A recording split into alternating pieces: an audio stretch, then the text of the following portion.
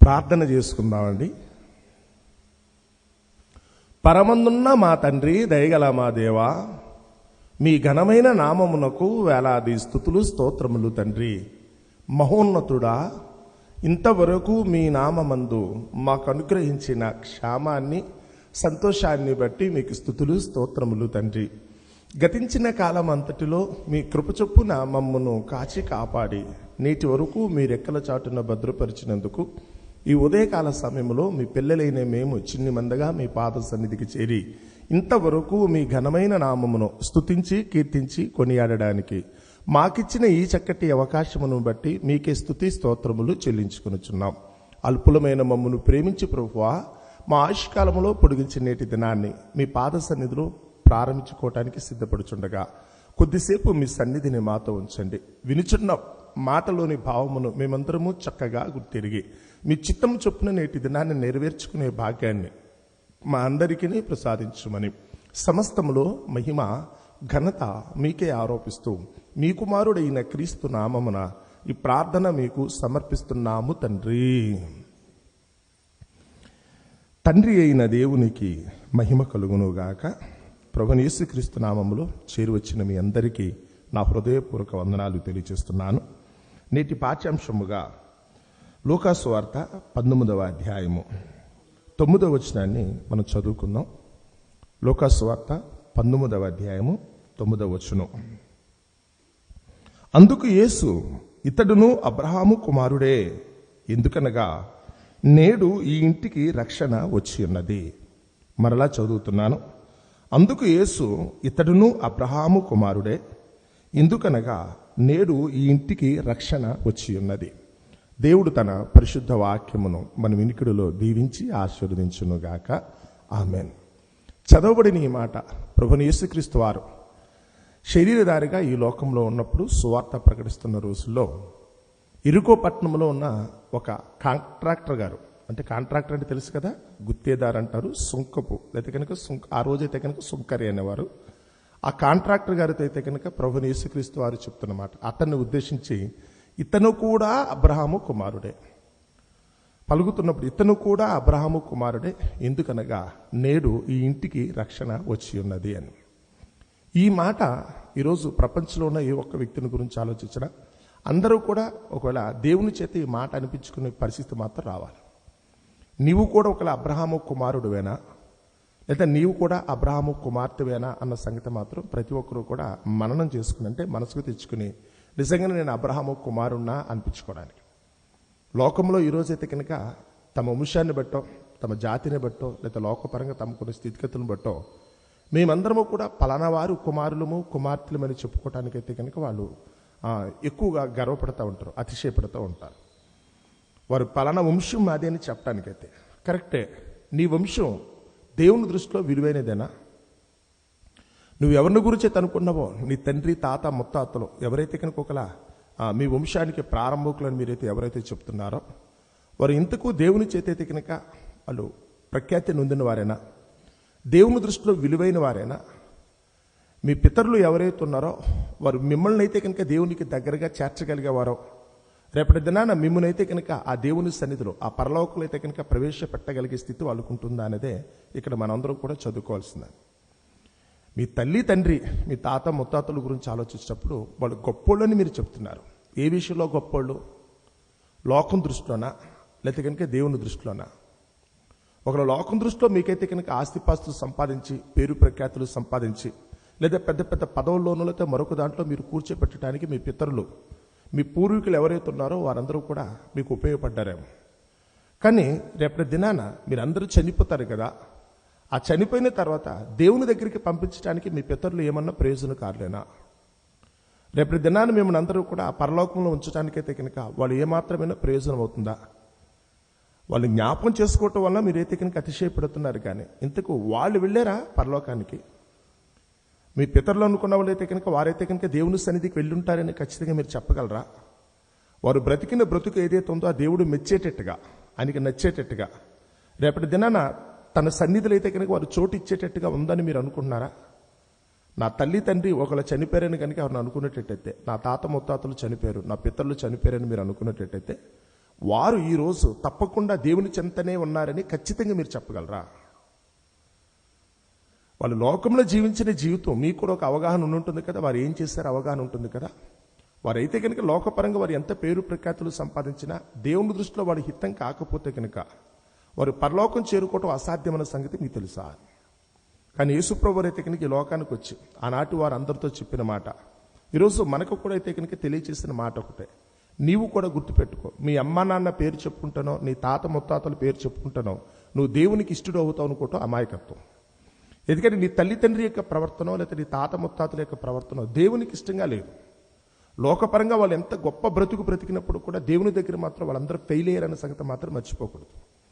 వాళ్ళ జీవితాంతం నువ్వు చూసినప్పుడు ఒకళ్ళ అంతం ఏ విధంగా వాళ్ళకి సంభవించింది అనుకున్నా, లేదా కనుక వాళ్ళు చనిపోయినా లేదా కనుక బ్రతికున్నప్పుడు కూడా వాళ్ళు చేసిన పనుల గురించి ఆలోచించినప్పుడు చుట్టూ ఉన్న సమాజమే వారి గురించి చెప్పిన సాక్ష్యాన్ని గురించి ఆలోచించినా వారు ఎలాంటి జీవితం జీవించారో నీకైతే కనుక ఇప్పటికీ అర్థమై ఉండాలి. కాబట్టి వారిని ఆదర్శంగా తీసుకోవటం కాదు, కానీ ఎవరైతే కనుక దేవుని సన్నిధిలో ఉన్నారో, ఎవరైతే దేవునికి ఇష్టంగా అయితే కనుక ఆయన సన్నిధిలో ఎవరైతే కనుక మరి చోటు దక్కించుకున్నారో వారిని నువ్వు ఆదర్శంగా తీసుకోవటం వల్ల నీ జీవితానికి ప్రయోజనం. అదే లోకాసు వార్త 16వ అధ్యాయంలో యేసుప్రభువు వారు ఒకనొక సమయంలో అయితే కనుక ఒక చిన్న ఉదాహరణ అయితే కనుక చెప్పారండి. జరిగిన చరిత్రే, అదేం ఉపమానం కాదు. ఆయన పరలోకం నుంచి దిగి వచ్చిన వాడు కనుక దేవుని సన్నిధిలో జరిగిన అక్కడ సన్నివేశాన్ని అయితే కనుక అక్కడ వివరించారు. 16వ అధ్యాయము 19వ వచనం. ఆ ఉదాహరణ అయితే నేను చదువుతున్నాను, జాగ్రత్తగా చూడండి. ధనవంతుడు ఒకడు ఉండెను. అతడు ఓదారంగు బట్టలను సన్నపు నార వస్త్రములను ధరించుకొని ప్రతిదినము బహుగా సుఖపడుచుండేవాడు. ధనవంతుడు, పేరు అక్కర్లేదండి ఆయనకి. లోకంలో చాలా మంది కూడా పెద్ద పెద్ద పదవుల్లోనూ లేకపోతే కనుక పెద్ద పెద్ద రాజ్యాలు నేరే రాజులుగా ఉంటారు. వారికి పేరంటూ ప్రత్యేకంగా చెప్పక్కర్లా. వారి పేరైతే కనుక రాజుగారు అంతే. ఏదో ఐగుప్తు దేశాన్ని పరిపాలించిన వారందరూ కూడా ఫరోస్ అనేవారండి, ఫరో చక్రవర్తి. వాళ్ళ పేరు వేరే ఉంటుంది, కానీ వాళ్ళ బిరుదు మాత్రం అది నిలబడిపోద్ది. వాళ్ళ బిరుదు మాత్రం అలాగే ఉండిపోద్దండి, ఫరో చక్రవర్తి కదా అని. రోమా సామ్రాజ్యాన్ని పరిపాలించిన వాడిని సీజర్స్ అంటారు. అంటే జూలియస్ సీజర్తో కనుక రోమా సామ్రాజ్యం యొక్క ఉన్నతి ప్రారంభమైంది అనుకుంటే తర్వాత వచ్చిన వాళ్ళందరూ కూడా ఆ పేరును, ఆయనకి పుట్టకపోయినా బంధువులు కాకపోయినప్పుడు కూడా ఆ పేరును వాడుకున్నవారు. కైసర్ అంటారు, మన తెలుగులో అయితే కనుక కైసర్ అని తర్జుమా చేశారు. సీజర్ చక్రవర్తులు అంటారు. అంటే రోమా సామ్రాజ్యాన్ని పరిపాలించిన వాళ్ళందరూ కూడా సీజర్ చక్రవర్తులు. మన భారతదేశానికి వచ్చారనుకోండి ప్రధానమంత్రులు అంటారు. వారు ఆ సమయంలో అయితే కనుక ప్రధానమంత్రి. వారు ఎవరున్నా కానీ ఆ స్థానంలో ఎవరున్నప్పుడు కూడా స్థానం విలువ. అమెరికా అధ్యక్షుడి దగ్గరికి వచ్చినప్పుడు కూడా ప్రెసిడెంట్ అంటారండి. ప్రెసిడెంట్ అని ఎవరన్నా అన్నారనుకుంటే కనుక అది అమెరికాను ఉద్దేశించి అన్నారనే మనం ఆ ప్రెసిడెంట్ అనే మాట అక్కడ స్థిరపడిపోయింది. అలాగే ప్రైమ్ మినిస్టర్ అనుకుంటే కనుక చాలా మంది ఉండొచ్చు. ఇలా రకరకాలుగా వచ్చినప్పుడు కూడా బిరుదులతోనే వెళ్ళిపోతారండి. ఇప్పుడు కూడా లోకంలో అయితే కనుక చాలా మంది అయితే కనుక సినిమా యాక్టర్లు ఉన్నారనుకోండి, వాళ్ళ అసలు పేరు ఎవరికి తెలియదు. రైజింగ్ స్టారో మెగా స్టారో లేకపోతే ఫైరింగ్ స్టారో లేకపోతే ఇంకొక స్టార్లు ఉన్నాయి కదా, స్టార్లతోనే వెళ్ళిపోతారండి. వాళ్ళు సూపర్ స్టార్లనో లేకపోతే కనుక మరొక స్టార్లతో వెళ్ళిపోతారు. వాళ్ళ పేర్లు ఎవరికి చెప్పక్కల, ఆ బిరుదులతోనే వాళ్ళు వెళ్ళిపోతారు. లోకంలో ఈ రోజు కూడా అనుకున్నప్పుడు పెద్ద పెద్ద పదవుల్లో ఉన్నవాళ్ళు కానీ లేకపోతే కనుక వాళ్ళు సంపాదించిన ఆస్తిపాస్తులను బట్టి కానీ లోకపరంగా వరకున్న పేరు ప్రఖ్యాతులను బట్టి ఆలోచించినప్పుడు ఆ పేళ్లతోనే వారు వెళ్ళిపోతూ ఉంటారు. సో ఇక్కడ ఆలోచించినప్పుడు వారికి పేరు లోకంలో కూడా అయితే మాత్రం ఒకటే, ధనవంతుడు అని. ఒకడే ఉంటాడు ఆ ధనవంతుడు. తరాలు మారేటప్పటికల్లా, కాలాలు మారేటప్పటికల్లా బోళ్ళంతమంది ధనవంతులు వస్తారు. వీళ్ళలో ఏ ధనవంతుడు అంటే కనుక చెప్పలేము. ఈ రోజు వరకు ఎవరైతే కనుక లైవ్లో ఉన్నారో వారు ధనవంతులు. రేపు ఎవరు రాబోతున్నారో ఖచ్చితంగా తెలియదు. కానీ ఇతని గురించి ఆలోచించేప్పుడు మాత్రం అక్కడ రాయబడిన మాట మాత్రం ధనవంతుడు. అతని పేరేంటో తెలియదండి. ఎందుకంటే దేవుని దృష్టిలో కనుక అతను గుర్తించలేకపోతే కనుక, దేవుని దృష్టిలో గుర్తింపు లేకపోతే ఆ పేరు ఉండదండి. మోషే దగ్గరికి వచ్చినప్పుడు దేవుడు చెప్తున్నాడు, నీ పేరును బట్టియే నేను నిన్ను ఎరిగి ఉన్నాను కదా, నువ్వు కావాలి. నీ వెనకాలన్న ఆస్తిపాస్తులతో దేవునికి సంబంధం ఉండదు, నీకున్న పదవులతో దేవునికి సంబంధం ఉండదు. లోకపరంగా నువ్వేంటి అనే సంగతి ఇక్కడ అనవసరం. దేవుని దృష్టిలో నువ్వేంటి అనేది మాత్రమే దేవునికి గుర్తింపండి. లోకపరంగా అయితే కనుక నువ్వు ఎలాంటి వాడు అనేది దేవుని పట్టించుకోడు.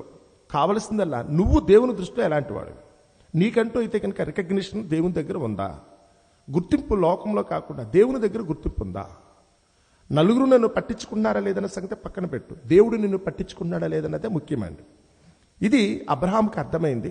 ఆ రోజు అబ్రహాం అయితే కనుక తన జీవితాన్ని దేవుని కొరకైతే కనుక అంకితం చేశాడు. అందుకని ఎవరైతే కనుక దేవుని కోసం జీవిస్తారో వారందరూ కూడా అబ్రహాం యొక్క పిల్లలుగా దేవుడు వర్ణిస్తాడు. ఇప్పుడు మనం చదువుకున్న పాఠ్యభాగంలో కూడా ఆ జక్కే దగ్గరికి వచ్చినప్పుడు కూడా అతన్ని కూడా దేవుడు అబ్రహామే కుమారుడు అన్నాడు. ఆయన ఇతను కూడా అబ్రహాము కుమారుడు కదా. ఎందుకు అనుకున్నప్పుడు ఆ చిన్న ఉదాహరణ అయితే కనుక అక్కడ చదువుతున్నాను చూడండి. ధనవంతుడు ఒకడు ఉండేను. అతడు ఓదారంగు బట్టలను సన్నపు నారవస్త్రాలను ధరించుకుని, అంటే లెనిన్ క్లాత్స్ ఎప్పుడు వాడేటండి. అతను ఎప్పుడు కూడా లెనిన్ అనుకున్నప్పుడు ఈరోజు మనకైతే కనుక కొంచెం ఫేమస్ అవుతుంది మన సమాజంలో అయితే కనుక. అప్పుడు నారవస్త్రములు అంటే లెనిన్ కాటన్ అనుకున్నది మరొకటి అనుకుని ఈరోజు వాడుతున్నారు. 2000 సంవత్సరాల క్రితమే వారైతే కనుక అక్కడ వాడుకున్నది. రోమా సామ్రాజ్యం గురించి ఆలోచించినప్పుడు వాళ్ళు అప్పటి నుంచి గొప్పోళ్ళండి.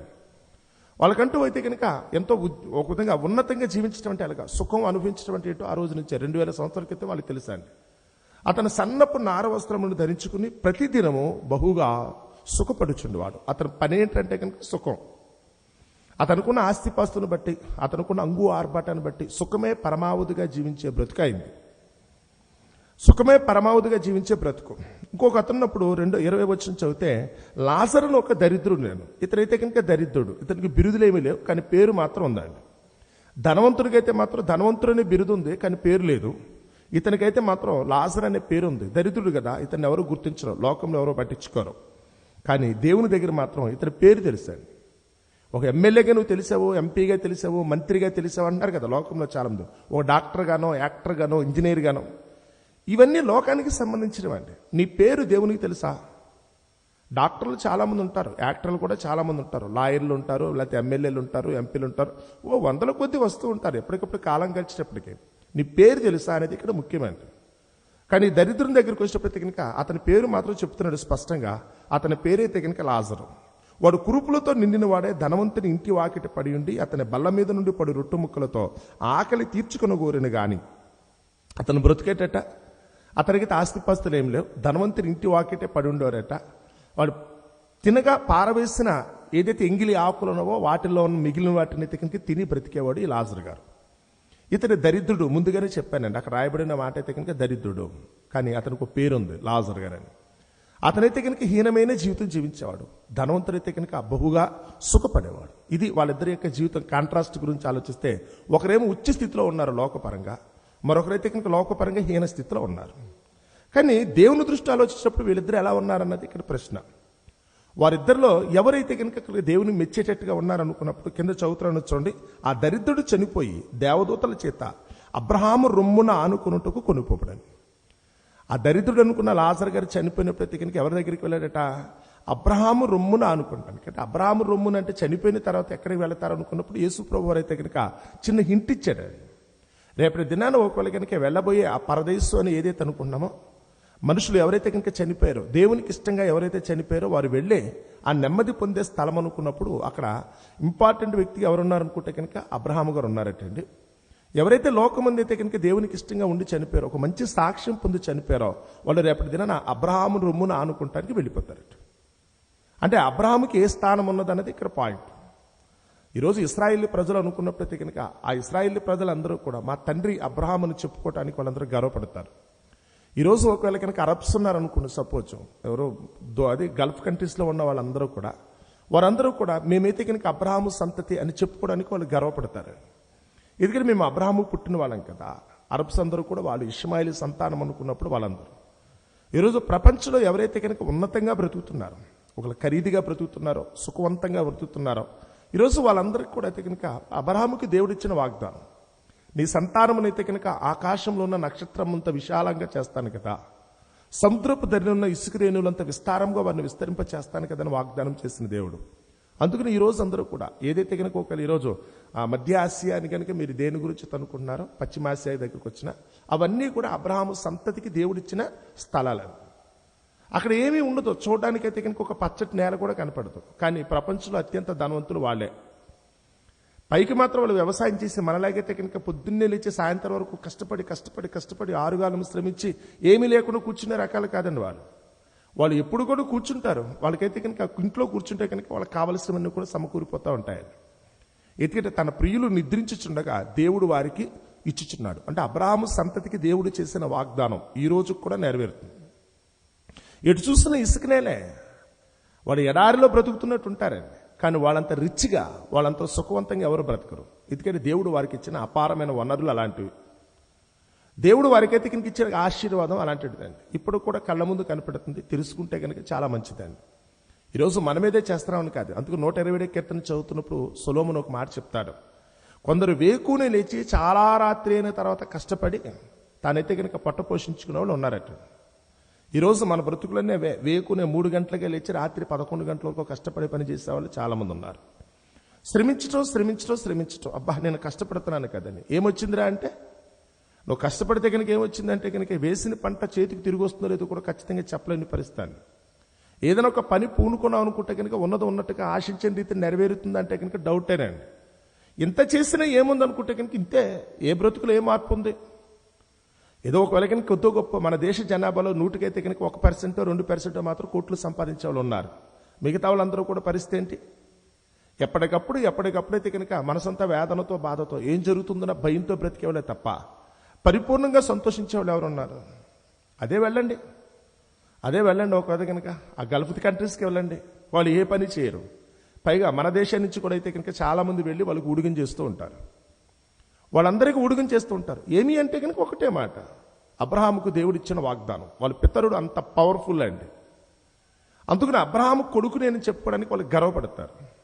ఇతను కూడా అబ్రహాము కుమారుడు అనగానే వాళ్ళు తెలియకుండానే వాళ్ళ ఛాతీ అయితే కనుక 5 అంగుళాలు పెరిగిపోద్ది అనమాట. వాళ్ళ ఆత్మవిశ్వాసం పెరిగిపోద్ది, మా తండ్రి అబ్రహాముకు దానంగానే. ఎందుకంటే అబ్రహాముకు దేవుడిచ్చిన వాగ్దానమును బట్టి అతని పిల్లలందరూ కూడా ఈ రోజైతే కనుక సుఖ సంతోషాలతోనే ఉన్నారు. ఒకసారి చూస్తే కనుక అక్కడ వెళ్ళిన వారు ఎవరైతే ఉన్నారో వారికి కూడా బాగా అర్థమవుతుంది. వాళ్ళు ఏ పని చేయరు, తయారుగా తినేసి తిరుగుతూ ఉంటారు అంతే. వాళ్ళు ఎంతసేపు కూడా సుఖమే పరమావధిగా జీవించినట్టు. ఎలా వస్తుంది వీళ్ళకంటే కనుక ఏం చేశారు? వాళ్ళకి మనలాగైతే కనుక విస్తారమైన పంట భూములు లేవండి. వాళ్ళకైతే కనుక విస్తారమైన వర్షము కురిచి పచ్చగా ఉన్న పొలాలు కానీ మరొకటి కానీ వాళ్ళకి ఏమీ ఉండవు. కానీ వాళ్ళందరూ కూడా హ్యాపీగా బ్రతుకుతున్నారు. ఎలా? కంటికి కనపడని వాళ్ళకైతే కనుక ఆ వనరునైతే కనుక దేవుడు వాళ్ళకి ఇచ్చాడు. వాళ్ళ దగ్గర అయితే కనుక పెట్రోల్ గనులు ఉన్నాయి. అందులోంచి అయితే కనుక తవ్వుకోవటమే. ఏదో బ్యాంకులోకి వెళ్ళైతే కనుక ఏటీఎం నుంచి క్యాష్ డ్రా చేసినట్టు రోజు తవ్వుకోవటమే. అందులో సుఖమే పరమావధికున్నారు. వాళ్ళు ఏ కష్టపడక్కర్లా. అందుకని మన పితరుల దగ్గరికి వచ్చినప్పుడు కూడా ముందు కూడా చెప్పాను, ఈరోజు మీరు జీవించే జీవితం దగ్గరికి వస్తే కనుక నా పితరుడు గొప్పోడు, మా ముందున్న వాళ్ళు ఎవరైతే ఉన్నారో, మా వంశాన్ని అభివృద్ధి చేసిన వాళ్ళు ఎవరైతే ఉన్నారో, అంటారు కదా గోత్రకర్త ఎవరైతే ఉన్నారో నిజంగానే గొప్పోడా? మీ గోత్రకర్త గొప్పోడైతే కనుక ఈరోజు అయితే కనుక మీ బ్రతుకులు అంత గొప్పగానే ఉన్నాయా? చెప్పుకోవటం కాదు, కానీ చెప్పినందుకైతే కనుక నిజంగా ఈరోజు మా వాళ్ళు ఎవరైతే ఉన్నారో, నన్ను కన్న వాళ్ళు ఎవరైతే ఉన్నారో, ఎవరి నుంచి అయితే కనుక ఈరోజు వరకు నా వంశం అభివృద్ధి చెందిందో వాళ్ళు గొప్పోళ్ళు కనుకనే ఈరోజు వరకు నేను ఉన్నానని చెప్పొచ్చా? ఏదో మన మొఘల్ చక్రవర్తికి వారసులు అట్టండి. వాళ్ళైతే కనుక ఢిల్లీలో ఉన్నారట. అక్కడ వాళ్ళైతే కనుక క్లెయిమ్ చేశారు, కోర్టులోకి వెళ్ళారు. మేము మొఘల్ వారసులు అంటే ఈరోజు తినటానికి తిండి లేదండి అని చెప్తున్నారు. వాళ్ళు ఒకప్పుడైతే కనుక దేశాన్ని పరిపాలించిన వారు కదా. ఒక ఆగ్రా అనుకున్న కోట కట్టారనుకున్నా, లేకపోతే రెడ్ ఫోర్ట్ కట్టారనుకున్నా, తాజ్మహల్ కట్టారనుకున్నా, దేశంలో అయితే కనుక చాలా చోట్ల అయితే కనుక వాళ్ళు ఎన్నో గొప్ప గొప్ప కట్టడాలు కట్టారు. కానీ ఈరోజు వాళ్ళ వారసులకైతే కనుక నిలువు నీడ కూడా లేదండి. వారు ఉండటానికైతే కనుక ఒక ఇల్లు కూడా లేదు. ఒకప్పుడు కోటల్లో బ్రతికిన వారికి పిల్లలు అంటున్నారు వాళ్ళు. ఒకప్పుడైతే కనుక మేము గొప్పోళ్ళమని చెప్తున్నారు. మా పితరులు అయితే కనుక అలా అన్నారు. మా తాతలు నేతులు తాగారని చెప్పేవాళ్ళు చాలా మంది ఉన్నారు. కానీ వాళ్ళ తాతలు నేతులు తాగారు. ఈరోజు తాగడానికి నీకు మంచిళ్ళు ఉన్నాయనేది ఇక్కడ ప్రశ్న అండి. నీ పితరులు గొప్పోళ్ళు అయితే కనుక ఈరోజు నువ్వు కూడా అలాగే ఉండాలి. అబ్రహాం అయితే కనుక తన పిల్లలకైతే కనుక తరతరాలకైతే కనుక ఇదే ఆశీర్వాదాన్ని ఇచ్చెళ్ళాడు. అబ్రహాం అయితే కనుక ఇదే ఆశీర్వాదాన్ని ఇచ్చెళ్ళాడు. ఈరోజు ఇశ్రాయేలు ప్రజలు ఉన్నారనుకుంటే కనుక ఉండటానికి చాలా తక్కువ మంది జనం. ఒక ఇస్సాకు పుట్టిన జనం అనుకుంటే కనుక 1 కోటి మంది ఉంటారండి. కానీ ఈరోజు ప్రపంచమంతా కూడా వారి వైపే చూస్తుంది తెలుసా. 150 కోట్ల జనాభా ఉన్న మన భారతదేశం కూడా సహాయం కోసం అయితే కనుక ఇజ్రాయేల్ ప్రజల వైపే చూస్తారన్న సంగతి మీకు తెలుసా? వాళ్ళ దేశం దగ్గరికి వెళ్ళి చేయి చేస్తారన్న సంగతి తెలుసా? ఎందుకంటే కనుక దేవుడు వాళ్ళకి ఇచ్చిన తలాంతు. అది అబ్రహాం యొక్క శక్తి అండి. దేవుని దగ్గర నుంచి ఆయన పొందుకున్న జీవం ఆశీర్వాదం కదా అని. ఈరోజు మీరు కూడాను మీ పిల్లలకి ఇలా ఇవ్వటానికే ప్రయత్నించండి. మా తాతలు నేతులు తాగారు, ఒకప్పుడు మేము అలాగే బ్రతికేమో తెలుసా అనకండి. మీ తాతలు బ్రతికారు, ఈరోజు కూడా మీరు బ్రతికితే ఒకప్పుడు మీ పితరులు గొప్పోళ్ళు అని చెప్పుకోవడం కాదండి. ఈరోజు మీరు కూడా అంత ఉన్నతమైన స్థానంలో ఉంటే కనుక తప్పకుండా మీ పితరులు గొప్పోళ్ళే. కానీ ఒకప్పుడు వాళ్ళ బ్రతికి ఈరోజు మీరు హీనంగా బతుకుతున్నారు, ఈరోజు ముష్టెత్తుకున్నారు అనుకుంటే కనుక మీ పితరులు చేసింది కరెక్ట్ కాదండి. వాళ్ళు గొప్పోళ్ళు కాదు. వారు గొప్పోళ్ళు అయితే కనుక తరతరాలకైతే కనుక అదే దీవెన, అదే ఆశీర్వాదం కొనసాగించేటట్టుగా ఉండాలి. వాడు గొప్పోళ్ళు అయితే కనుక ఎప్పటికీ మీరు అలాగే ఉండాలి. మీ జీవితానికి అయితే కనుక మంచి పునాది వేసేటట్టు ఉండాలి. ఇక ఎప్పటికి కూడా మీరు ఎవరి వైపు అయితే కనుక చెయ్యి చాచే పరిస్థితి కనుక రానియకుండా చూసుకోవాలి. చేశారా? దావీదు అనుకున్న వ్యక్తి దగ్గరికి వచ్చినప్పుడు దేవునికి ఇష్టంగా ఉన్నందుకు గాను, దేవుని మెప్పించినందుకు గాను దావీదు గారికి అయితే కనుక దేవుడు ఒక శాశ్వతమైన వాగ్దానం చేస్తాడని. ప్రపంచంలో ఏ రాజవంశానికి లేనంత గొప్ప స్థితిని అయితే కనుక దావీదుకి ఇచ్చాడని సంగతి మీకు తెలుసా? అతనికైతే ఒకటే మాట అన్నాడు, ఇదిగో ఇశ్రాయేలు సింహాసనం కూర్చునటానికి నీ దీపం ఎప్పటికీ ఆరనియ్యను కదా అన్నాడు. పుట్టే పిల్లలు ఎంత దౌర్భాగ్యులైనప్పుడు కూడా దేవుడిచ్చిన వాగ్దానం ఏమైందో తెలుసా? ఆ సింహాసనం మీద దావీదు పేరు అలా స్థిరపడిపోయింది. చివరికి ప్రభుని యేసుక్రీస్తు వారు వచ్చినప్పుడు కూడా యేసుక్రీస్తు వారిని కూడా దావీదు కుమారుడే అన్నాడు. అందుకని ఈరోజు లోకానికంతటికీ రాజు యేసు ప్రభు వారు అనుకుంటే కనుక ఇప్పటికీ ఆ దావీదు పేరైతే మాత్రం అలా మిగిలిపోయింది. ఎందుకంటే దేవుడిచ్చిన వాగ్దానం. ఈరోజు నీ తల్లి తండ్రి దగ్గరికి వస్తే కనుక వారు నిజంగానే నేను ఇంటి ఆశీర్వాదానికి నేను అర్హులను చేశారా? నీ తాత ముత్తాతల దగ్గరికి వచ్చినా మరొకరి దగ్గరికి వచ్చినా వాళ్ళ పేరు చెప్పుకుని అంటాం కాదండి. వారి వలన ఈ రోజు అయితే కనుక నీ జీవితానికి ఒక ఉన్నతమైన స్థానం కానీ లేకపోతే నీ జీవితానికి ఒక నెమ్మది సమాధానం కానీ దక్కుతుందా? ఎంత అంటే కనుక అబ్రహాం వెళ్ళట పరదేశంలో కూర్చున్నాడట. అతనైతే కనుక అంటున్నాడు, ఎవరైతే కనుక నాకు పుట్టిన వారు ఉన్నారో, ఎవరైతే కనుక నన్ను చూసి ఎవరైతే కనుక విశ్వాసులు ఎవరైతే జీవిస్తున్నారో వారందరూ కూడా రేపటి దినాన నా దగ్గరికే వస్తారు కదా అని. అబ్రహాము దగ్గరికి రేపొద్దున మనం వెళ్ళబోతున్నాం అంటాడు. అంటే ఆ మాట అనిపించుకుని అనుకుంటే కనుక అబ్రహాం ఎంత గొప్పోడో తెలుసా? ఇక్కడైతే కనుక జక్కయ్య గారి దగ్గరికి వచ్చినప్పుడు కూడా ఆయన అదే, ధనవంతుడిగా బ్రతకడం పెద్ద గొప్ప ఏం కాదు నాన్న. నువ్వు ధనవంతుడిగా బ్రతికితే కనుక చివరికి నీ బ్రతికేమవుతుందో తెలుసా? నేను ధనవంతుడిని అనిపించుకోవడం కంటే కూడా నేను అబ్రహాము కుమారుణ్ణనే అనిపించుకో అన్నాడు ఆయన. ఎందుకంటే దేవుని యందు భయభక్తులు కలిగిన ఒక వ్యక్తిగా ఉన్నాడు. ఈరోజు మీ తల్లిదండ్రుల గురించి కూడా నువ్వేదో ఈరోజు సంపాదించిన సంపాదన బట్టి కాకుండా ఒకవేళ నీ తల్లిదండ్రులు కనుక దేవుని యందు భయభక్తులు కలిగిన వారైతే కనుక వారి కుమారుణ్ణి చెప్పడం నీకు అవకాశం ఉందా? పోనీ నీ తల్లిదండ్రులైనా కానీ నిన్నైతే కనుక అంత గొప్ప ఉన్నతమైన స్థానంలో కూర్చోపెట్టడానికి వారైనా కానీ దేవుని యందు భయభక్తులు కలిగిన వారు ఉన్నారా? వాళ్ళు ఉన్నారో లేదో తెలియదు, కనీసం మీరన్నా తయారవ్వండి. మీ పిల్లలకి ఆస్తిపాస్తులు ఇస్తే కనుక ఎన్నాళ్ళు ఉంటాయో తెలియదండి. మీరు వారిని చదివించో పెద్ద పెద్ద ఉద్యోగాల్లోనో పదవుల్లో పెడితే కనుక అవి ఎన్నాళ్ళు ఉంటాయో ఖచ్చితంగా చెప్పలేమండి. వారు అందగత్తెలైనా బలవంతులైనా కానీ అవి ఎన్నాళ్ళు ఉంటాయా? కానీ మీరు కనుక వారిని కనుక దేవుని ఎందు కనుక ప్రతిష్ఠ చేస్తే, దేవునికి ఇష్టంగా కనుక వారిని కనుక మీరు పెంచినట్లయితే తరాలు గడిచినప్పుడు కూడా వారు మాత్రం మీ పేరు చెప్పుకునైతే కనుక దేవుని ముందు తప్పకుండా ఆశీర్వాదాన్ని పొందుతారు. అబ్రహాము పేరు చెప్పుకునే ఇశ్రాయేలు ప్రజలు ఇప్పుడు కూడా ఏదైనా సందర్భం వస్తే చాలు, మా తండ్రి దేవుడువేనా యెహోవా అని పలికాడు. అబ్రహాము దేవుడువేనా యెహోవా అనుకునేవారు. మా తండ్రి కదా, మా పితరుల దేవుడువేనా అబ్రహాము ఇస్సాకు యాకోబులు దేవా మమ్మల్ని కరుణించవా అనేవారు వాళ్ళు. ఈరోజు మీ తల్లిదండ్రుల పేరు చెప్పుకుని దేవుని ముందు నిలబడే యోగ్యత ఈరోజు మీకు ఉందంటారా? లేదు అనుకుంటే కనుక దానివల్ల కలిగే నష్టం ఏంటో మీకు తెలిస్తే ఇప్పటికైనా మీరు మారి మీ పిల్లలకైతే కనుక దేవుని ఆశీర్వాదం ఇచ్చేట్టుగా మీరు దేవుని దృష్టిలో గొప్పోళ్ళు కండి అని. ఇక్కడ ధనవంతుడు చనిపోయాడట. లాజరు చనిపోతేనే మా అబ్రహాము రొమ్మును ఆనుకుంటాకెళ్ళాడు.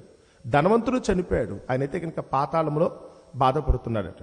తర్వాత చదువుతున్న మాటల దగ్గరికి వస్తే కనుక అది ఎప్పుడైతే ఆ ధనవంతుడికి తను లోకంలో ఉన్నంతసేపు కూడా బహుగా సుఖపడి ఎప్పుడైతే కనుక ఈరోజు పాతాళంలో బాధపడుతున్నాడో వెంటనే తనకి బాధ అనిపించిందట.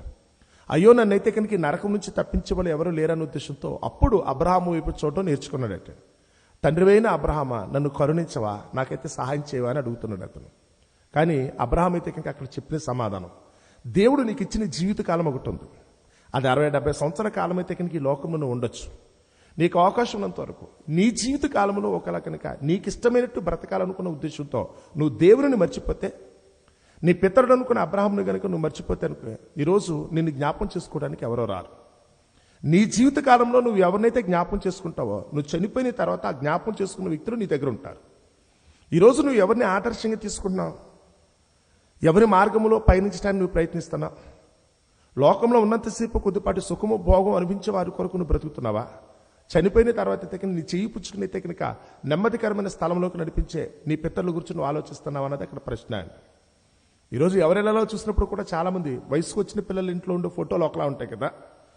పెద్దవాళ్ళు అనుకున్న వాళ్ళు మరొకరిని పెట్టుకుంటారు, కుటుంబీకుల్ని, లేకపోతే వారి తాత ముత్తాతల ఫోటోలు, ఆటగాళ్ల ఫోటోలు, సినిమాలో యాక్టర్ల ఫోటోలు, రాజకీయ నాయకుల ఫోటోలు పెట్టుకుంటారని. అంటే వీళ్ళు ఎప్పుడు కూడా ఎవరిని జ్ఞాపకం చేసుకున్నారంటే వీళ్ళు. నిజమే, వీళ్ళందరి మీద అభిమానంతోనో ప్రేమతోనో మీరు పెట్టుకున్నారు, కరెక్టే.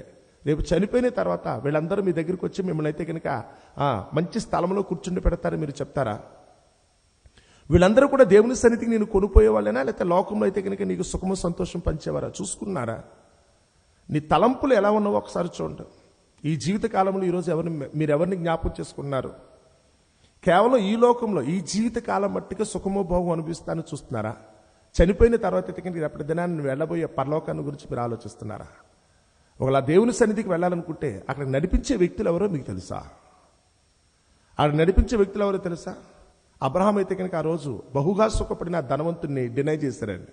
కుదరదు నాన్న, నీ జీవిత కాలంలో డబ్బే పరమావధిగా నువ్వు బ్రతికావు, సుఖమే పరమావధిగా బ్రతికావు. ఇక్కడ అలాంటి వాటి కోసం రారు, ఎందుకంటే నేను అలాంటి వాడిని కాదు. అబ్రహాము దగ్గరికి వచ్చినప్పుడు ఆయన డబ్బు గురించి ఆలోచించలేదండి, సుఖము లేకపోతే పదవులు లేకపోతే భోగాల గురించి ఆయన ఆలోచించలా.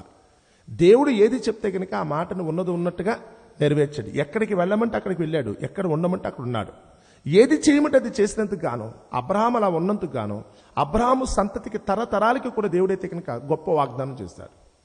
అబ్రహాములో ఎవరైతే జీవిస్తారో, దేవుని యందు ఎవరైతే నిలకడగా ఉంటారో, స్థిరముగా దేవుడు చెప్పినట్టుగా ఉండమన్న చోట ఉండి వెళ్ళమన్న చోటుకి వెళ్ళి ఏ పని చేయమంటే ఆ పని చేస్తారో వారికి దేవుని ముందు గుర్తింపు ఉంటుంది. అలాంటి వారందరినీ కూడా అబ్రహాం యొక్క కుమారులుగా దేవుడు అంగీకరిస్తారు. ఈరోజు మీరు ఎవరు కుమారులుగా చెప్పుకుంటానికి ప్రయత్నిస్తున్నారో చూడండి. ఈరోజు మన ఇంటి పేరు చెప్పుకునో, లేకపోతే నా కుటుంబం పేరు చెప్పుకునో, లేకపోతే నేను పుట్టిన స్థలాన్ని బట్టో, లేకపోతే నాకంటే ముందున్న వాళ్ళని బట్టో కరెక్టే. వీళ్ళు ఎవరైనా కానీ దేవునికి తెలుసా? ఈరోజు మీరు ఎవరినైతే పట్టుకున్నారో వారు దేవునికి తెలుసా? రేపటి దినాన వాళ్ళు మీకు చెప్పి దేవునికి చెప్పి మిమ్మల్ని అయితే కనుక ఆ దేవుని సన్నిధికి నడిపించగలిగేంత శక్తి కలిగిన వారైనా? లోకంలో ఉన్నప్పుడే తికానా లేదు మనకి. మన పూర్వీకులను బట్టి ఈ రోజైతే కనుక మనకే ఒక మంచి పేరు లేదు, మన పూర్వీకులను బట్టి ఈరోజు ఒక మంచి జీవితమే లేదు. దీన్నే ఇవ్వలేని వారు రేపటి దినాన్న పరలోకాన్ని ఏమిస్తారు ఒకసారి ఆలోచించండి. అబ్రహాం అయితే కనుక ఈరోజు తన పిల్లలందరూ కూడా ఒక సుఖవంతమైన జీవితాన్ని ఇచ్చాడు. చూడండి, కావాల్సి మీరు అడిగితే కనుక ఏదైనా కొద్దో గొప్ప చదువుకుంటే కనుక ఒకసారి వాళ్ళ గురించి ఆలోచించండి. ఏదైతే కనుక ఒక సౌదీ అరేబియానో, కువైట్ అనో, లేకపోతే కనుక ఖత్తర్ అనో మీరు అంటున్నారు కదా, ఒక ఇజ్రాయెల్ దేశానికి వచ్చిన ఒక సిరియా, ఒక జోర్డాన్, ఇవన్నీ దగ్గరికి వచ్చినప్పుడు అవన్నీ కూడా అబ్రహాముకు దేవుడైతే కనుక వాగ్దానం ఇచ్చేసిన దేశాలు. ఎలా ఉన్నారు వాళ్ళందరూ? వారందరూ ఎలా ఉన్నారు? ఇక్కడ ఉన్న వాళ్ళందరూ కూడా అక్కడికి వెళ్ళైతే కనుక ఈరోజు ఉద్యోగాలు చేసుకున్నారు. అక్కడ ఉన్న వాళ్ళందరూ కూడా పని పాట లేకుండా కుక్కలను పెంచుకుని, సింహ పిల్లల్ని పెంచుకుని, పులుల్ని పెంచుకుంటూ, డేగలను పెంచుకుంటూ ఎప్పుడు ఆటపాటలతో వాళ్ళు మునిగిపోతారు. వాళ్ళందరికీ సమకూర్చి పెట్టడానికైతే కనుక ఇక్కడ మనం కష్టపడాలి. వాళ్ళందరినీ సుఖంగా వాళ్ళైతే కనుక పోషించడం కోసం ఇక్కడ మనం కష్టపడుతున్నాం. మనం కష్టపడి సంపాదించిన ఆహారం ఏదైతుందో వాళ్ళకైతే కనుక ఎక్స్పోర్ట్ చేస్తుంటే వాళ్ళు కూర్చుని తినేస్తున్నారు. వాళ్ళు తెలుసా? వాళ్ళు కూర్చుని తినేస్తున్నారు, సుఖమే పరమావధిగా బతుకుతున్నారు. ఎందుకంటే కనుక వాళ్ళు నమ్ముకున్న వాళ్ళ కన్న తండ్రి వారికైతే కనుక అట్టి ఆశీర్వాదాన్ని దేవుని నుంచి వచ్చేటట్టుగా చేశాడు. ఈరోజు మనకుందా? ఒకళ్ళు ఇదే లేకపోతే రేపటి దినాన్ని మనం దేవుని దగ్గరికి వెళ్ళగలమా?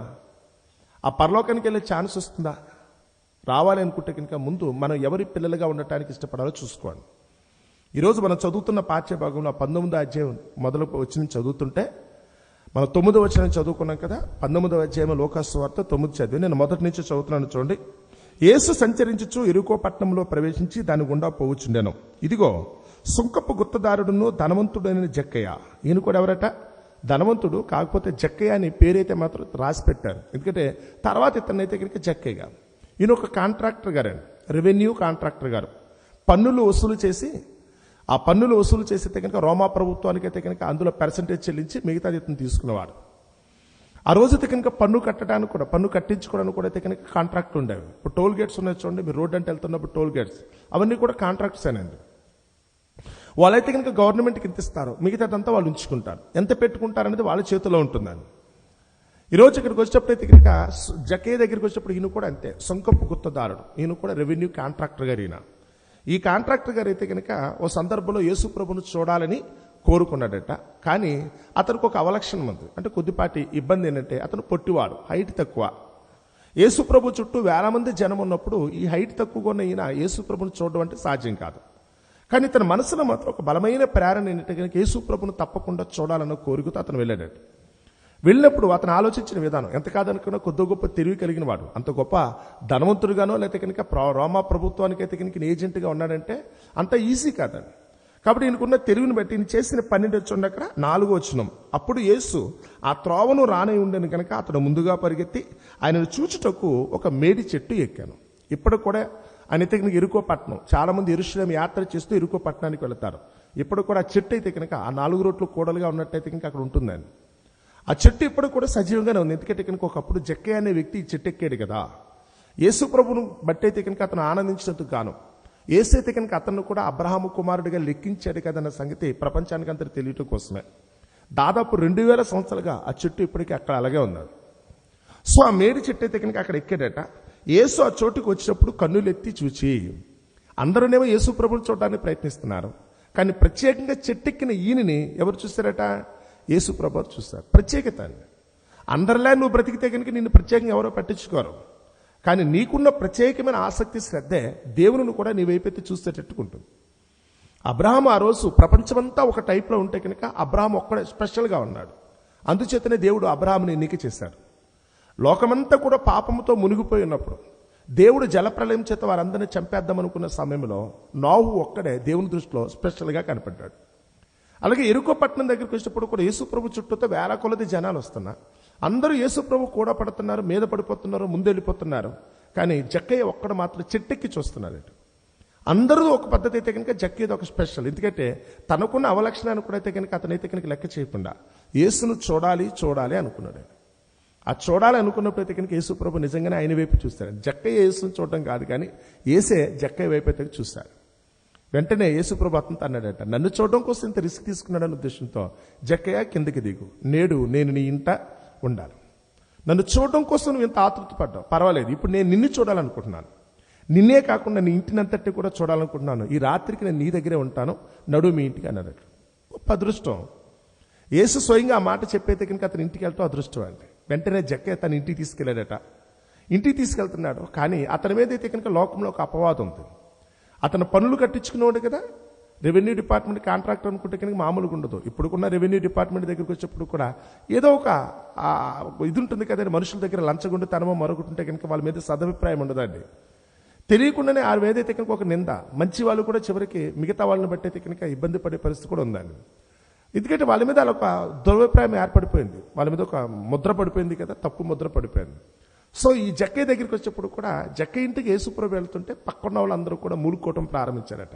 ఇదేంటి, యేసుప్రభు ఎంత గొప్పోడు, పరిశుద్ధుడు అనుకున్నాం, ఆయన పవిత్రుడుగానే మనం కొలిచి ఆయన చుట్టూ మనం తిరుగుతున్నాం కదా, అలాంటి యేసుప్రభు జక్కయ్య ఇంటికి వెళ్ళాడు అని. జక్కయ్య లాంటి దుర్మార్గుడి ఇంటికి వెళ్ళాడు. ఇతను ధనపిపాసి కదా, అందరూ దోచుకునే మనస్తత్వం కలిగిన వాడు కదా, కాబట్టి ఇలాంటి ఇంటికి ఎందుకు యేసుప్రభు వెళ్ళాడని చెప్పి అందరూ కూడా మూలుకుంటున్నారట. యేసుప్రభు అయితే కనుక చెవిటి వాడైనట్టుగా పట్టించుకోలేదు, ఎందుకంటే తను ఎందుకు వెళ్తున్నాడో తనకు ఒక ఆలోచన ఉంది. కానీ యేసు చేసే పని పక్కన వాళ్ళకి సరిగా అర్థం కాదు కదండి, మూలుకుంటున్నారు. అప్పుడు వెంటనే జక్కయ్య అయితే మాత్రం ఆ మాటలు విన్నాడు. నన్ను బట్టి కదా యేసుప్రభుని అయితే కనుక వాళ్ళు దూషిస్తున్నారు, యేసు నా ఇంటికి రావటం నాకు సంతోషం, నా జీవితానికి మేలు, కానీ నా సంతోషం కోసం యేసుప్రభు అయితే కనుక అందరి చేత అయితే కనుక తిట్టించుకున్నాడు కదా అనే ఉద్దేశంతో వెంటనే జక్కయ్య యేసుప్రభు ముందు నిలబడి తనైతే కనుక తన ఉప్పుదలనైతే కనుక ఉప్పేసుకున్నాడట. అప్పటి వరకు తను చేసిన పనులన్నీ ఒప్పుకుని, ప్రభా నేనైతే కనుక చాలా మంది దగ్గర ఈ డబ్బు కోసం అయితే కనుక కక్కుర్తిపడ్డాను, నేను చాలా మందిని అయితే కనుక తీసుకోవలసిన దానికంటే ఎక్కువ తీసుకున్న వాడిని అయితే కనుక శ్రమ పెట్టాను. డబ్బు సంపాదించిన వాడికి, ఒక సంపాదించాలని ఆశ కలిగిన వాడికి ఇంక వెనక ముందు చూసుకోరండి, ఉచ్చి నీచాలు చూడరు. అవతల వాడు చస్తున్నాడా బ్రతుకుతున్నాడా, తన కావలసిన డబ్బు ఇవ్వడం కోసం అయితే కనుక ఇల్లు ఒళ్ళు తాకట్టు పెట్టుకున్నాడా, ప్రాణాలు తీసుకున్నాడా కూడా చూడరండి. డబ్బే పరమాదం అనుకున్నప్పుడు వాడు ఏడ్చినా కన్నీళ్ళు పెట్టుకున్నా దుఃఖపడినా పెద్ద పట్టించుకోరు. జక్కయ్య అలాగే చేశాడు. ఆ వడ్డీ వ్యాపారం చేశాడా, సుంకరతనం చేశాడా, ఇతనికి మరొకటి చేశాడా, ఏదైనప్పటికీ డబ్బే పరమావధిగా జీవించాడు కనుక అతను యేసుప్రభు దగ్గరికి వచ్చి అన్నట, ప్రభువా నా ఆస్తిలో సగం నేను బేదలకు ఇచ్చేస్తున్నాను. ఈ ఆస్తి కొరకైతే కనుక ఇన్నాళ్ళు నేను చేయకుండా పనులు చేశాను, ఆ ఆస్తిలో సగం అయితే నేను బేదలకు ఇచ్చేస్తున్నాను. రెండవది, ఎవరి దగ్గర అయితే కనుక నేను అన్యాయంగా సంపాదించాను, అన్యాయంగా తీసుకున్నానో వారందరూ కూడా 4 గంటలుగా తిరిగి చెల్లించేస్తాను. నేను చేసిన తప్పుకు ప్రాయశ్చిత్తం చేసుకుంటాను. ఎవరైతే వచ్చేతే కనుక నా దగ్గర తీసుకున్నారు మీరు అన్యాయంగా అనుకుంటే క్లెయిమ్ చేస్తే తప్పకుండా వాళ్ళందరూ కూడా నేను 4 గంటలుగా తిరిగి చెల్లిసేస్తానని చెప్పి యేసుప్రభు ముందైతే కనుక తన పాపపు ఒప్పుదలను అయితే కనుక ఒప్పేసుకుంది, తన తప్పును ఒప్పేసుకున్నాడు. ఎప్పుడైతే కనుక తనలో ఈ మార్పు సంభవించిందో చుట్టూ వాళ్ళందరూ ఆశ్చర్యపోయి ఉంటారు. ఏంటి ఇంత ధన పిపాసి అనుకున్న ఈయనేనా తన ఆస్తులు సగం బేదలకి దానం ఇచ్చేసేవాడు, అందరినీ అన్యాయంగా దోచుకున్నవాడు తిరిగి 4 గంటలుగా తిరిగి పెనాల్టీ చెల్లిస్తానంటున్నాడంటే కనుక ఇతరులో ఇంత గొప్ప మార్పా? ఇతను ఒక దౌర్భాగ్యుడని కదా మనం కనీసం వెలివేసి దగ్గర కూడా రావట్లేదు, అలాంటిది ఈ వ్యక్తిని ఇంత మార్పు అన్న ఉద్దేశంతో వెంటనే ఆ కొండ వాళ్ళందరూ కూడా నిజంగానే దేవుని మహిమపరిచారట. అప్పుడు యేసుప్రభు అయితే కనుక అంటున్నాడు, ఇతను కూడా అబ్రహాము కుమారుడు. అబ్రహాము దేవుని పిలుపుని బట్టి తనకున్నదంతా వదిలిపెట్టుకుని, మనుషుల గురించి డబ్బుల గురించి మాత్రమే కాదండి, తనైతే కనుక తన ఇంటి వారిని వదిలిపెట్టేసుకున్నాడు, తన బంధువులను వదిలిపెట్టేసుకున్నాడు, చివరికి తను నివసించే దేశాన్ని కూడా వదిలిపెట్టుకుని దేవుడు చెప్పినట్టుగా తనకి తెలియని స్థలానికి వెళ్ళిపోయాడు అబ్రహాం. దేవుని కొరకు తనకున్నదంతా వదిలిపెట్టుకున్నారు ఆయన. అందుకని అబ్రహాము దేవుని దృష్టిలో అంత గొప్పోడయ్యాడు. ఎంత అంటే కనుక ఓ సమయం ఇస్తే తన భార్యను వదిలిపెట్టుకోవడానికి ఇష్టపడ్డాడు.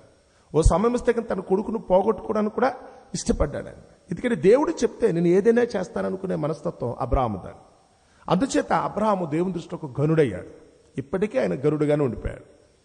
ఇప్పుడు జక్కయ్య గారి దగ్గరికి వచ్చేప్పుడు కూడా అవటానికి ఆయన ధనవంతుడు, ఒక కాంట్రాక్టర్ గారు కదా, ఇంత గొప్ప ఆధిక్యత కలిగి అక్కడున్న వాళ్ళందరూ కూడా ధనం అంటే ఏంటో ఆయన దగ్గర నేర్చుకోవాలనుకున్నంత గొప్పోడు ఆయన. ఇప్పుడు ఆయన కూడా యేసుప్రభు తన ఇంటికి వచ్చిన దాన్ని బట్టి ఏమన్నాడు తెలుసా? ఈ ధనాన్ని బట్టే కదా నేనైతే కనుక చేయకుండా పనులన్నీ చేశాను, దీని కొరకే. దీన్ని చేసినందుకైతే అందరి దృష్టిలో నేనైతే కనుక నేరస్తున్నాను. కాబట్టి ఈ ధనంతో నాకు పని లేదనుకుని చెప్పి యేసుప్రభు ముందు ఒప్పుదల. నేనైతే నాకున్న ఆస్తిలో సగం నేను బేదలకు ఇస్తాను, ఎవరి దగ్గర అన్యాయంగా తీసుకుంటే కనుక మరలా తిరిగి చెల్లించేస్తాను కదా అన్నాడు. ఉన్నదా ఈరోజు ఈ మనస్తత్వం కనుక మీకుంటే, ఒకరు మీరు చేసింది తప్పు అన్న సంగతి మీకు అర్థమయ్యి ఇన్నాళ్ళు నేను జీవించిన జీవితం నేరపూరితమైనదని కనుక మీరు అనుకున్నట్టయితే, ఎవరైతే కనుక ఈ మార్పు పొందుతారో, ఎవరైతే కనుక తమకున్న ఆస్తిపాస్తులను బట్టి కాకుండా దేవుని బట్టి ఎవరైతే అతిశయిస్తారో వారు కూడా అబ్రహాము కుమారులే. మీరు అబ్రహాము కుమారులు అయితేనే రేపటి దినాన మీరు అబ్రహాము రొమ్మును ఆనుకోవటం కోసం ఆ పరదేశికి, తద్వారా పరలోకానికి మీరు వెళతారు. మీరు అబ్రహాము కుమారులు అనిపించుకున్నంతసేపు కూడా, అబ్రహాము కుమారులుగా మనం అనిపించుకున్నంతసేపు కూడా మన బ్రతికైతే మాత్రం నరకానికి దగ్గరగా ఉందని మాత్రం మర్చిపోదు. ఈరోజు ఏదైతే కనుక దేవుని దృష్టిలో అయితే కనుక ఇబ్బందిగా ఉందో దాన్ని వదిలిపెట్టుకోవడానికి మీరు సిద్ధమా? అబ్రహాము వలె ఏదైతే కనుక మీకు ఆటంకంగా ఉందో వాటిని వదిలిపెట్టుకోవడానికి సిద్ధమా? యేసుప్రభు దగ్గరకు ఒక యవనస్తులు వచ్చినప్పుడు కూడా యేసుప్రభు అతనితో అన్నమాట అదే, నువ్వు పరలోకానికి వెళ్ళటానికి, నిత్యజీవి వెళ్ళటానికి ఒకటి నీకు అభ్యంతరకరంగా ఉంది, నీ ఆస్తిని అమ్మి బీదలకిచ్చి నీవు వచ్చి నన్ను వెంబడించు అన్నాడు. కానీ యవనస్తులైతే కనుక యేసుప్రభు మాటకి అతను అంగీకరించలేకపోయాడు. ఈరోజు మీరైనా నేనైనా కానీ ఆ మాటను అంగీకరిస్తామా? ఈరోజు దేవుని దృష్టిలో ఏదైతే కనుక ఇబ్బందిగా ఉందో, ఏ తప్పు చేసైతే కనుక మనం దేవుణ్ణి అవమానపరిచే పరిస్థితుందో దాన్ని వదులుకోవటానికి మనం సిద్ధమేనా? అలా సిద్ధపడిన రోజున మీరు కూడా అబ్రహాము కుమారులు అవుతారు. మీరు కూడా అబ్రహాము కుమారులు అయ్యారంటే దాని అర్థం ఆ పరలోకమున్న దేవుని సన్నిధిలో మనకు కూడా స్థానం ఉందని అర్థం. యేసుప్రభు అయితే కనుక ఈ లోకానికి తెలియచెప్పిన సత్యం అయితే కనుక అదేనండి. ఎందుకంటే లోకాన్ని బట్టి ఆలోచించి ఎంతసేపు కూడా సుఖమో పరమావధి అన్నట్టుగా ఏదో భోగం గురించో, లేకపోతే కనుక ఎంతసేపు సంపాదన గురించి, లేకపోతే కనుక ఎదుటివాడిని నిందించడం గురించి, ఆధిపత్యం చలాయించడం గురించి, ఇదే కదండి లోకంలో బ్రతుకులు. కానీ దేవుని కొరకు వాటన్నిటిని వదులుకుంటావా? అది వదులుకున్న రోజునే నువ్వు అబ్రహాము కుమారుడు. నీకున్న ధనాన్ని వదిలిపెట్టుకోవటం, నీకున్న భోగాన్ని వదిలిపెట్టుకోవటం, నీకున్న సుఖవాంఛలు ఏదైతుందో వాటిని వదిలిపెట్టుకోవడం నీకు ఇష్టమేనా? అది వదులుకుంటే కనుక నువ్వు అబ్రహాము కుమారుడు అవుతావు, తద్వారా నువ్వు పరలోకానికి వారసుడు అవుతావు. ఈ మాట ఎవరికైతే కనుక అర్థమవుతుందో, నేను కూడా అయితే కనుక అబ్రహాము కుమారుని అనిపించుకుంటేనే నా జీవితానికి మేలు.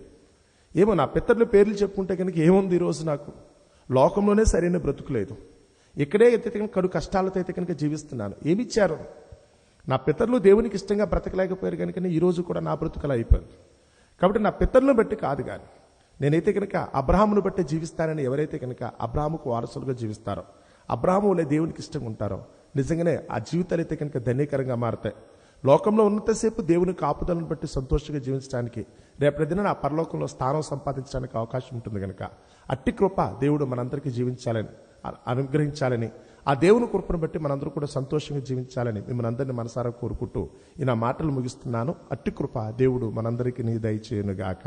ఆమేన్. ప్రార్థన చేసుకున్నామండి. పరమందున్న మా తండ్రి, దయగల మా దేవ, మీ ఘనమైన నామమునకు వేలాది స్తుతులు స్తోత్రములు తండ్రి. ఆనాడు ప్రభా జక్కీని, ఇతను కూడా అబ్రహాము కుమారుడే అన్నారు.